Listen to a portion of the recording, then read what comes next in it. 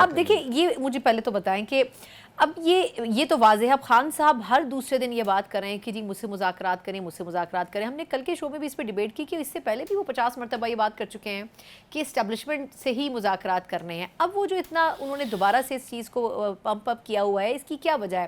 کیا وہ ایگریسو ہو گئے ہیں، ان کو اپنی پارٹی بین ہوتی ہوئی نظر آ رہی ہے، آرٹیکل 6 اپنے اوپر لگتا ہوا نظر آ رہا ہے؟ وہ جو اتنا ان کا مطلب جلد بازی اس کو کہہ لیں، اس کی کیا وجہ ہے کہ کیا وہ پارٹی کو بچانا چاہتے ہیں اس لیے اب مذاکرات کی ٹیبل پر آ رہے ہیں؟ دیکھیے ثنا، یہ عمران خان صاحب کو بڑا واضح نظر آ رہا ہے کہ سول عدالتوں کی طرف سے تو ان کو ریلیف مل رہا ہے، ان کے خلاف جو مقدمات ہیں وہ خارج ہو رہے ہیں، یا ان کو بیل مل جاتی ہے، یا انہیں ریمانڈ تک نہیں دیا جاتا. لیکن خان صاحب کو اس بات کا پتہ چل گیا ہے کہ اگلا جو سٹیپ ہے وہ فوجی عدالت ہے، کیونکہ 9 مئی کے جو بعض مقدمات ہیں وہ فوجی عدالت میں چل رہے ہیں.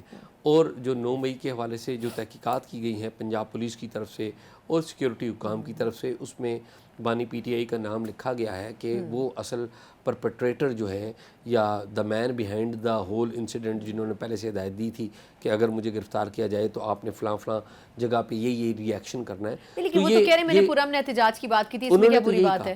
دیکھیے پہلی بات تو یہ ہے کہ اگر آپ کو یاد ہو، میں ادھر موجود تھا اس دن جس دن انہیں اسلام آباد ہائی کورٹ میں 10 مئی کو پیش کیا گیا تھا.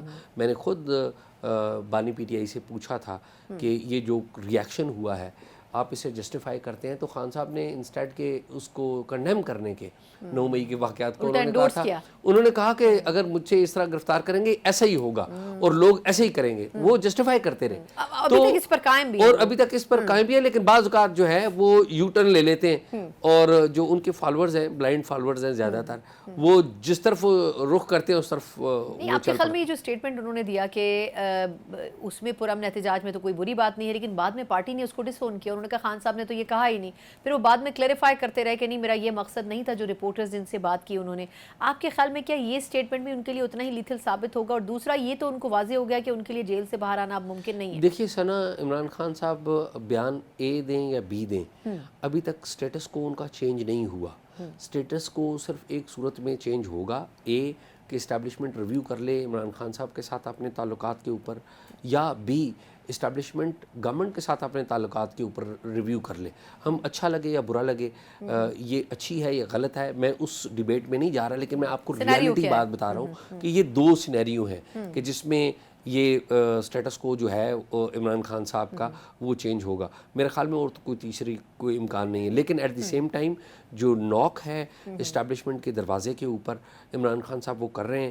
پہلے انہوں نے گربان پکڑنے کی کوشش کی ہے فوج کی اور اسٹیبلشمنٹ کی، وہ کامیاب نہیں ہوا، تو اب وہ بات چیت کرنا چاہتے ہیں، پاؤں پکڑ کے منانا چاہتے ہیں. لیکن آپ کے خیال میں اسٹیبلشمنٹ یہ چاہے گی؟ کیونکہ دیکھیں اگر آپ جتنا بھی پی ٹی آئی کو سپریس کریں، یہ تو واضح ہے کہ ایک پولیٹیکل ڈی اسٹیبلٹی تو اس وقت ملک میں موجود ہے نا. پارلیمنٹ کا کوئی بھی سیشن آپ دیکھ لیں، اس میں سوائے لڑائی جھگڑے اور شور شرابے کے کچھ بھی نہیں ہوتا ہے.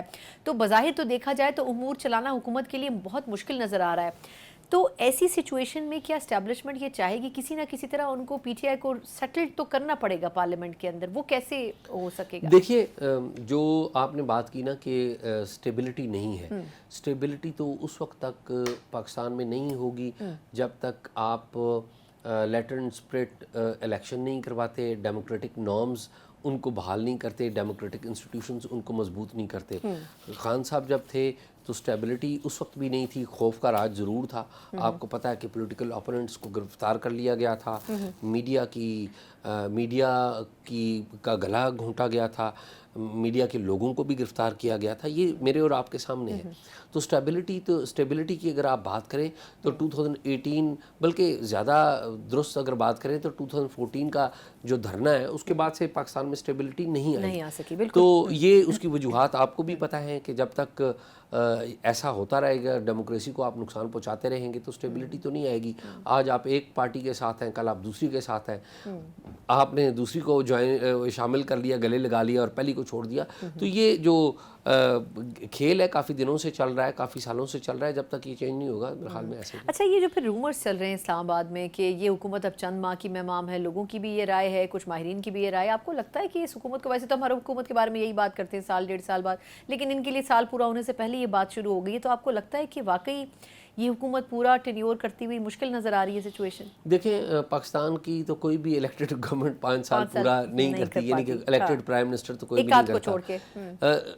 एक आध जो पीपल्स हुई पार्टी है का टेन्योर पूरा हुआ था वो गालिबन। टेन्योर पूरा हुआ था, प्राइम मिनिस्टर ने फिर भी मुद्दत पूरी नहीं की थी। आपको पता है राजा परवेज अशरफ आए थे, यूसुफ रजा गिलानी को निकाला गया था।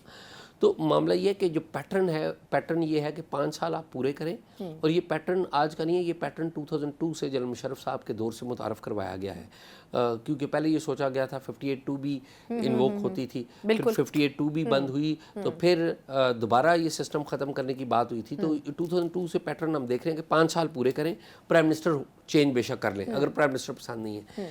इस वक्त सूरत हाल ये है कि आई हुई है गवर्नमेंट, और गवर्नमेंट की जिसे कहते हैं स्टैंडिंग इतनी ज़्यादा नहीं है। स्टैंडिंग क्यों नहीं है? क्योंकि इलेक्शन जो हुए हैं, इलेक्शन के ऊपर बहुत बड़े बड़े सवालिया निशान हैं। तो अगर ये गवर्नमेंट घर चली जाती है तो कोई अनोखी बात नहीं होगी, लेकिन मेरा ये ख्याल है कि जो सबसे सूटेबल गवर्नमेंट भी इस वक्त इस्टेब्लिशमेंट के लिए वो यही गवर्नमेंट है। तो अनटिल और अनलेस कोई बड़ा हादसा ना हो जाए तो शायद अभी तक तो नहीं लग रहा कि ये